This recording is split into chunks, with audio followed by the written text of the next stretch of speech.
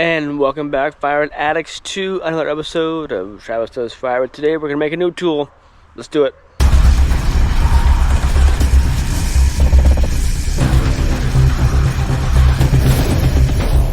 Sometimes you just don't feel like standing up and bucking. So, or at least having to bend over still. I mean, even if, so what I'm talking about is when you have logs that are on the ground and you're standing up with your chainsaw and you want to make rounds, you want to buck, right?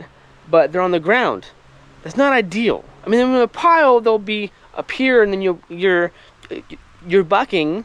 But when you're on the ground, you risk digging your tip into the dirt, or is having to bend a little further. It's ideal getting things up off the ground. Yes, some logs are big, and if you're by yourself, you have no machinery in your yard, you can't lift them up. But small stuff like this right here, this stuff I can move by hand. So this in previous episodes were when we went, we got some alder in the back when we were hunting for firewood. Remember the episode? And when we were trying out the new top handle that's ported from Tony, and some more oak, I think, from a previous episode. Anyway, we have these logs here, and I don't feel like throwing them on the ground and bucking them up. So what I want to do is I want to build a stand, some sort of like stand, like a cradle, to put them in, and then I can buck them up while standing up. So I've seen a few of these on various channels and on Facebook groups, whatever. So kind of have a rough idea of what I want. It's just a matter of doing it. I don't think there's plans out there. If there is, I haven't seen any. So I'm just gonna wing this. I have something in my mind. I have the tools. I have the material. I'm just gonna use dunnage. And if you know what dunnage is, this is kind of like dunnage, but it's basically stuff that the companies use to ship pallets worth of stuff around. It has a groove with the straps. It's not very quality wood, but it's sturdy. This is a composite wood, so I'm gonna use solid wood for this. But it's just scrap wood I got for free, and then I use some braces. I think like some 1x4 pieces from, wood. Some scrap wood for the braces that are also kind of like dunnage or like spacers for like shipping stuff around. These are more or less like 4 feet long, so they're all standard more or less. So I'll use those, and ideally I want this stand pod thing, or whatever you want to call it, to be collapsible, where I can fold it in and out itself and then store it away, and not have it be out in the elements where I can't move it around as easy. So that'd be the ideal. But first, I just want to get something up so I can get the logs up off the ground so I can buck them up. So let me get set up, and I'll show you what I'm kind of thinking about.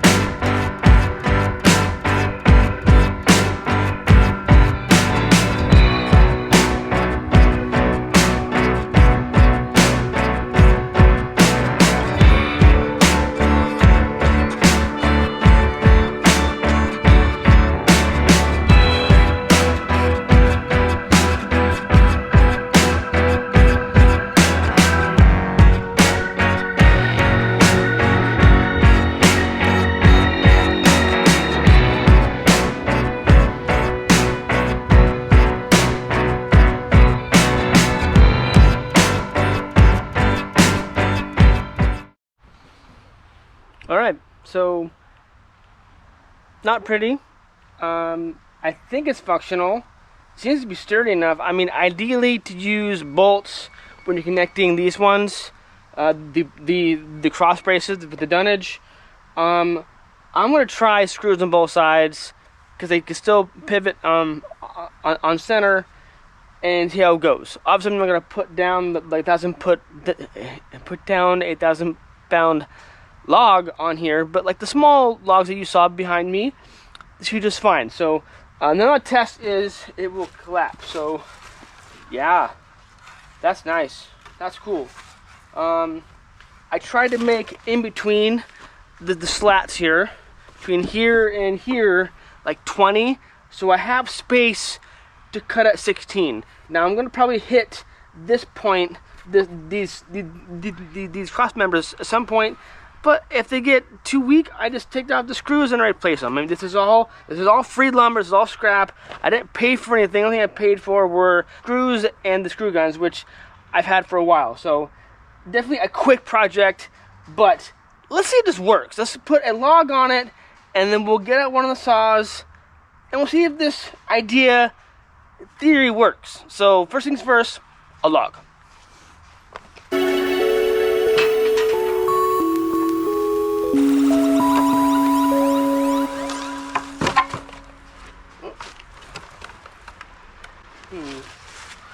Well, it's on there. Definitely doesn't like it. I wonder if I need to brace it more. But at least for now, the log is up off the ground. That's the point. Get it up off the ground real quick. If you can manage the log on here, so it's not too heavy for yourself and for whatever you want to call this table, brace contraption. I don't know what you would call it. But the point is getting off the ground, so it doesn't have to bend over as far. You just use a smaller chainsaw or a smaller bar, no problem. And then you're not risking getting your tip in the dirt, in the sand, on a rock. We don't want that. You don't want your bar or chain in the dirt. It's dull. That sucks. So, I think this is okay for now. Not ideal, but I don't know. What do you think? What should do different here, or is this just a pile of junk and just burn it? But tell me in the comments, Travis. Is this lame? Is it garbage, or is there an idea that we need to use and compound and make this better? You let me know in the comments. But for now, let me get geared up and I'll get one of my saws out, and we'll see if it really works.